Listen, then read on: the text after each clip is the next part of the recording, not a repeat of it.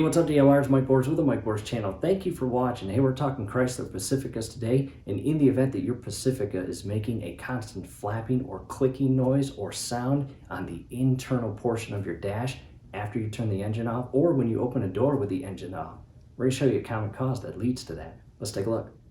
All right, DIYers, inside the garage now, and on the far end you can see our 2018 Chrysler Pacifica. And again, in the event that you just turn your engine off and you hear a constant flapping noise or clicking noise coming from inside the dash, or believe it or not, this can happen several hours, if not several days after you turn the engine off and you open the door for the first time to get inside the vehicle and start it to go somewhere, that flapping and clicking sound inside the dash can appear and begin. And DIYers, I am here to tell you that is not normal. And the reason that is happening is because you have a faulty recirculation actuator motor. And in our case, it is happening on the passenger front inside the dash. And from here, let's hop inside the vehicle so we can hear what it sounds like.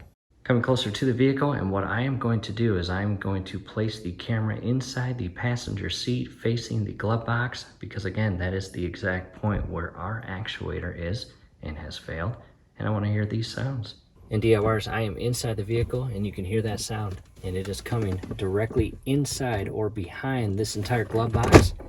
And if I open that up, if I was to remove this glove box, there is a felt cover, and by removing that felt cover we can gain access to our cabin air filter housing as well as the recirculation actuator motor. And again, ours is faulty and acting sporadically, and up here there is a flap that's constantly flapping like that. You can hear it now.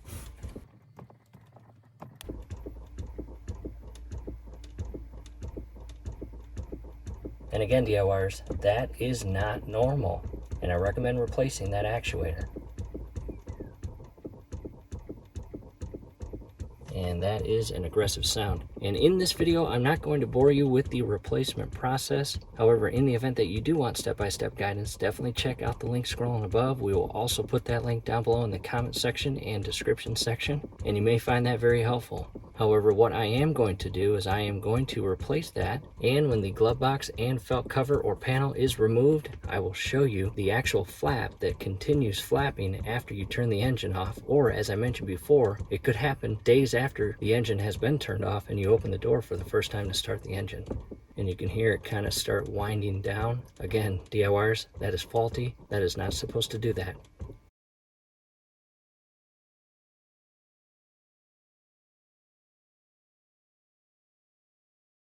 All right, DIYers, hey, a sneak peek at what's going on inside your dash.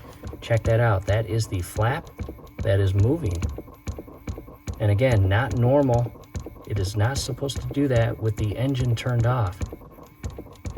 And coming inside to the right portion, there is your actuator motor right there. A couple screws hold it in place and an electrical connection point.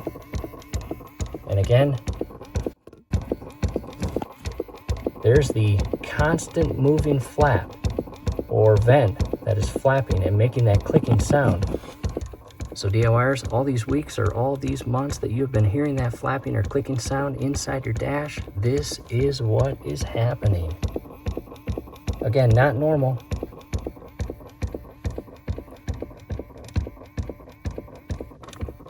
And replacing that actuator will fix your issue. Again, if you're interested, check out that link down below. All right, DIYers, inside at the workstation. On the other side of the jet ski is the workbench, and we are always busy here, I can promise you that. We just removed an engine from this jet ski for overhaul. Let's head to the workbench. Making our way around the jet ski and to the workbench.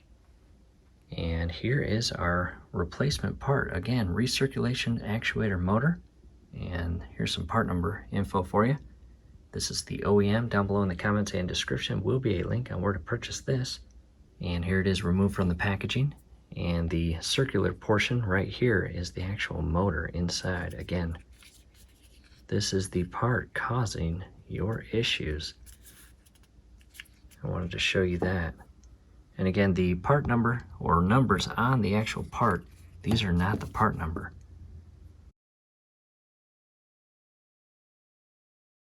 Alright, taking a step back, in DIYers, we have properly and safely replaced that recirculation actuator motor, and I put everything back together, and we are just shy from closing the glove box. And again, down below in the comments and description will be a link on how to replace that actuator motor. You may find that video very helpful. And again, we recommend replacing that actuator because, as you just saw when we had that thing all taken apart and gaining access to that flap, it is not supposed to be flapping like that when the engine is off. Long story short, the engineering that went into that system left it as a positive or live electrical feed, and the result of that, when the actuator fails, well, it continues flapping because, again, it has electrical power to it even when the engine is turned off. So again, we recommend replacing that. From here, do us a favor, below the video, you will see that thumbs up icon. Click on that, like the video, subscribe to the channel. Definitely ring your YouTube bell. That would be very helpful to us. We would really appreciate it. Thanks again for watching. And DIYers, one more thing before we wrap this video up. In the event that you are noticing or experiencing a musty or mildew/dirty sock smell or odor coming out of your vents, there will be a link down below as well explaining the common cause that leads to that. And long story short, it's a part inside there as well. So when you're replacing your actuator, you might as well replace the additional part causing that unfriendly smell to come out of your vents. So again, we hope this helps. Thanks again for watching.